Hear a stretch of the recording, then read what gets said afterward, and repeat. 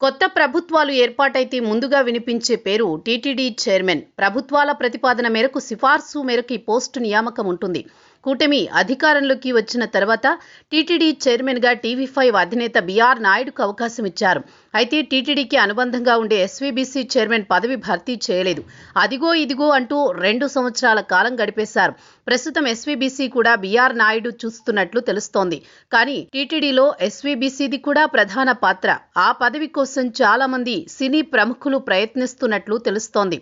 TDP హయాంలో ఈ పదవిని దర్శకుడు రాఘవేంద్రరావు నిర్వర్తించేవారు.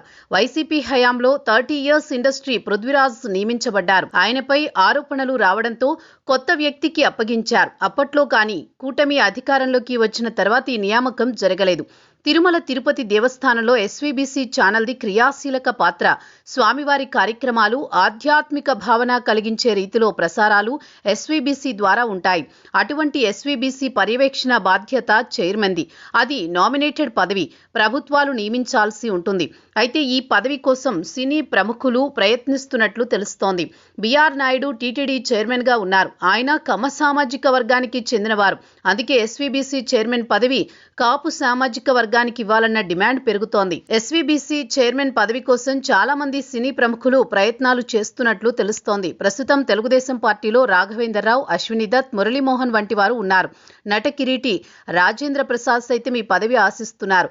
అయితే ఈ పదవి కోసం చాలా మంది పవన్ కళ్యాణ్ ద్వారా ప్రయత్నిస్తున్నారు. మరికొందరు బాలకృష్ణ ద్వారా ప్రయత్నాలు చేస్తున్నారు.